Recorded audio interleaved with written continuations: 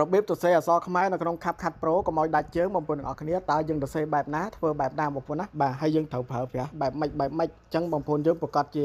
អត់តន់ស្គាល់ច្បាស់ពី CapCut Pro ហើយ CapCut Pro វាមានកតុយកន្លែងនេះទៀតបងប្អូនណាបាទនេះមានកតុយ logo បែបនេះអញ្ចឹងយើងអាចដកចេញវិញបានពេលយើងធ្វើណាប៉ុន្តែអត់មានពាណិជ្ជកម្មមានអីទេហើយក៏អត់មានជាប់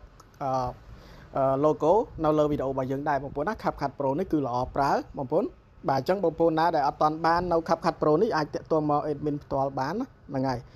បងប្អូនដែលអត់ទាន់ទទួលបាននៅ CapCut Pro យកទៅប្រើប្រាស់ admin ចែក free ណាបាទអញ្ចឹងមុននឹងចូលទៅក្នុងកម្មវិធី CapCut Pro បងប្អូនត្រូវមាន font ខ្មែរសិនណាបាទអញ្ចឹងបងប្អូនតាក់ទងមកខ្ញុំមកបងប្អូនទាំងអស់គ្នាគឺខ្ញុំឲ្យ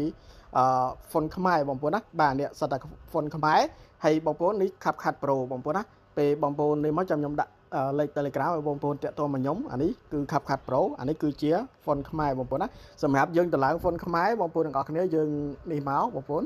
យើងយកម្រាមដៃសង្កត់ឲ្យជាប់មកហើយយើងថិចកន្លែងនេះណានេះថិចកន្លែងនេះបាទថិចមកបងប្អូនថិចមកទៀតមកនេះថិចមកអស់មក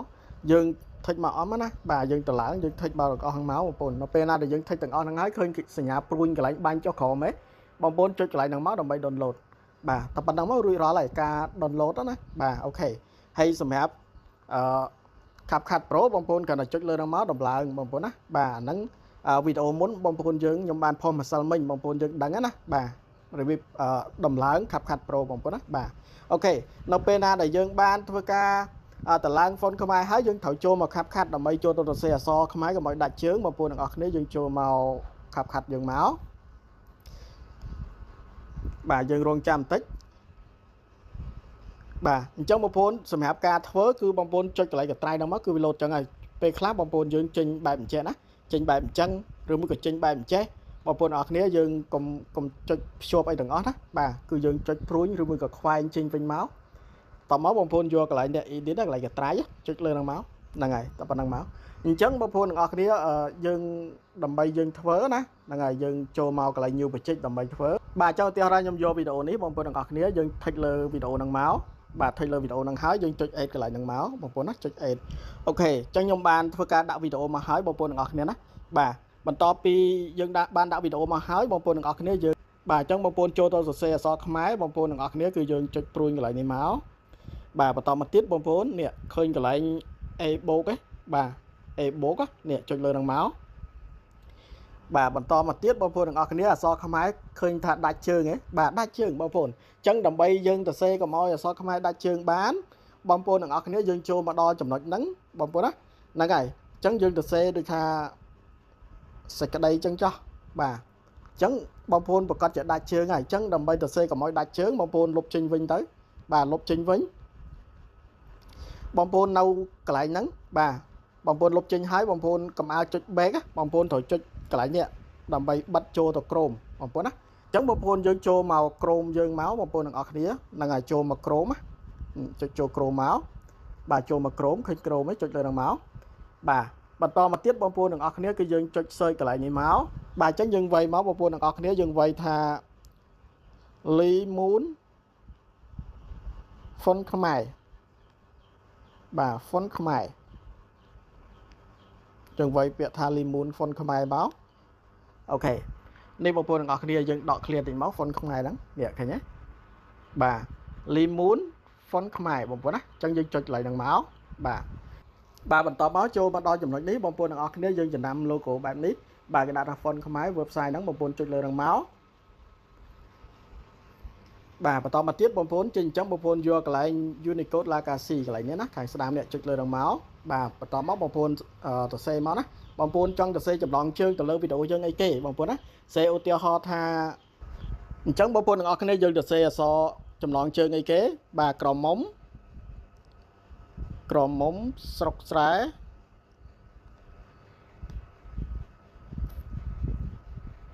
ស្រស់ស្អាត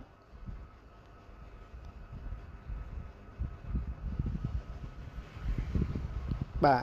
អញ្ចឹងបងប្អូនទាំងអស់គ្នាយើងសរសេរមកយើងបានសរសេរចំណងជើងក្រមុំស្រុកស្រែស្រស់ស្អាតអញ្ចឹងហើយ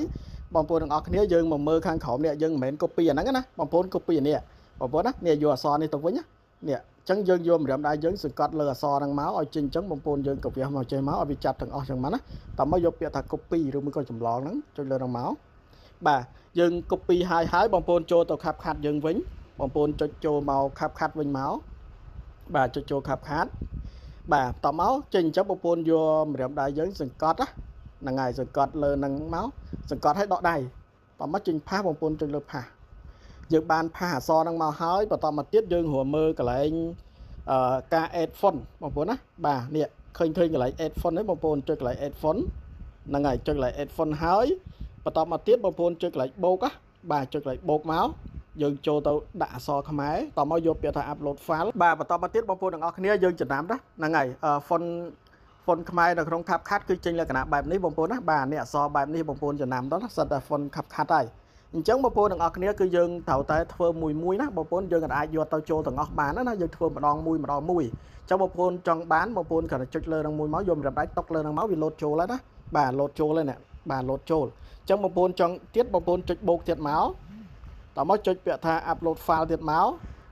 បាទបន្តមកទៀតមុនហ្នឹងយើងយកអានេះឥឡូវយើងយកអានេះម្ដងបងប្អូនយើងអាចចុចដដែលបានណាយើងយកអាហ្នឹងហើយយើងយកអានេះយើងយកអាហ្នឹងហើយយើងយកអានេះយើងយកអាហ្នឹងហើយយើងយកអានេះបន្តហ្នឹងមកបងប្អូនណាម្ដងមួយ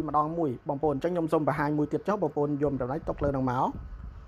បាទអញ្ចឹងវាលោតចូលមកហើយអញ្ចឹងបងប្អូនទាំងអស់គ្នាដើម្បីឲ្យអក្សរហ្នឹងបាទអក្សរនេះដែលយើងនេះហ្នឹងឲ្យคล้ายទៅជាអក្សរខ្មែរបានកុំឲ្យដាច់ជើងបងប្អូនឃើញកន្លែងនេះអត់ពេលណាដែលយើង add font ខ្មែរចូលមកហើយយើងគ្រាន់តែយកម្រាមដៃតុកលើអក្សរហ្នឹងមកបាទចេញអក្សរខ្មែរមកបងប្អូនណាហ្នឹងហើយឃើញអត់នេះបាទអញ្ចឹងចេញអក្សរខ្មែរមកនេះបងប្អូនឃើញអត់បាទអញ្ចឹងយើងចង់បានមួយណាបងប្អូនយកមកនេះឃើញទេបាទអក្សរខ្មែរណាឃើញអត់លេខដាច់ជើងណាខ្ញុំសុំបដូរពណ៌ color បន្តិចកុំឲ្យបងប្អូនយើងនេះយើងចូលឡើង style មកបាទអញ្ចឹងបងប្អូនយើងយកពណ៌ខ្មៅមើលហ្នឹងហើយយកពណ៌ខ្មៅខ្ញុំសុំយកពណ៌ខ្មៅបន្តិចនេះឃើញទេបាទបងប្អូនមើលដាច់ជើងទៀតអត់ទេណាបងប្អូនណាហ្នឹងហើយអាហ្នឹងការធ្វើរបៀបធ្វើហើយយើងធ្វើបានតែម្ដងទេបងប្អូនណាអក្សរហ្នឹងយើងអាចសរសេរបានទៀតហើយយើងសរសេរចំណងជើងក្រមុំស្រុកស្រែហ្នឹងបាទក្រមុំស្រុកស្រែស្រស់ស្អាតហ្នឹងយើងសរសេរបានតែម្ដងទេចុះបើសិនតែយើងចង់សរសេរចំណងជើងអីផ្សេងទៀតយើងត្រូវចូលទៅក្រោមធ្វើដូចមុនអញ្ចឹងបាទយកមកផាសកន្លែងហ្នឹងហើយចុចចូលមកអក្សរខ្មែរហ្នឹងដដែលមកគឺធ្វើបានទៀតហើយបងប្អូនណាបាទអាហ្នឹងអញ្ចឹងបងប្អូនតោះមកយើងចង់លេង style លេងអីបងប្អូនចុចកន្លែង effect មកបាទបន្តមកយើងចង់លេង style អក្សរ mode អក្សរអីណាបងប្អូនហ្នឹងហើយតុកលើហ្នឹងមកអញ្ចឹងវាចេញមក style អីផ្សេងស្អាតអញ្ចឹងណាបាទអញ្ចឹងអាហ្នឹងវាអាស្រ័យទៅលើបងប្អូនយើងឯណាបាទចេះលេង style យើងមើលរួមមើលទៅណា style អក្សរបែបចេះអីណាបាទអញ្ចឹងយើងអូសរួមមើលបានបងប្អូនទាំងអស់គ្នាណាបាទយើងឆ្លាញ់មួយណាយើងយកមួយហ្នឹងមកហ្នឹងហើយចឹងឧទាហរណ៍ថាខ្ញុំយក style បែបនេះចុះបាទខ្ញុំយកបែបនេះតោះមកយើងចង់ឆ្លាយអក្សរបងប្អូនយក animation មកបាទយក animation បងប្អូនទាំងអស់គ្នាយើងប្រើ style បែបចេះស្អាតណាបាទចុចលើហ្នឹងមកនៅតែចេញ pro ដែរការពិតទៅ pro ហ្នឹងគឺចេញប៉ុន្តែយើងអាចប្រើបានណាបងប្អូនណាបាទ CapCut Pro គឺយើងអាចប្រើបានយកបានបើសិនណា CapCut ធម្មតាតែហ៊ានយកអាហ្នឹងគឺយើង save អត់បានទេមែនទេបាទអញ្ចឹងយើងយកអាហ្នឹងមកដល់មកយើងអាចសេរីដាក់ធ្វើ 1.2 យ៉ាងមកហើយយើងចុចគ្រីសមកបាទអញ្ចឹងយើងបានស្លាយអក្សរនេះបងប្អូនណាចាំមើលណាចេញស្លាយអក្សរមកស្អាតឃើញទេហ្នឹងហើយឃើញអេមហ៎បាទអញ្ចឹងបងប្អូនយើងអាចអនុវត្តឲ្យធ្វើតាមហ្នឹងបងប្អូនចេះណាបាទបើយល់មិនយល់អីបងប្អូនអាច comment នៅពីក្រោមវីដេអូខ្ញុំនឹងបញ្ជាក់បន្ថែមអញ្ចឹងសម្រាប់បងប្អូនដែលចង់បាន CapCut Pro ចាំតាក់ទងមក admin មកណាបាទសម្រាប់ save បងប្អូនចុចកន្លែងនេះមកបាទព្រួយហ្នឹងហើយអញ្ចឹងយើងរក្សាទុកឲ្យបងប្អូនទាំងអស់គ្នាណានៅវីដេអូ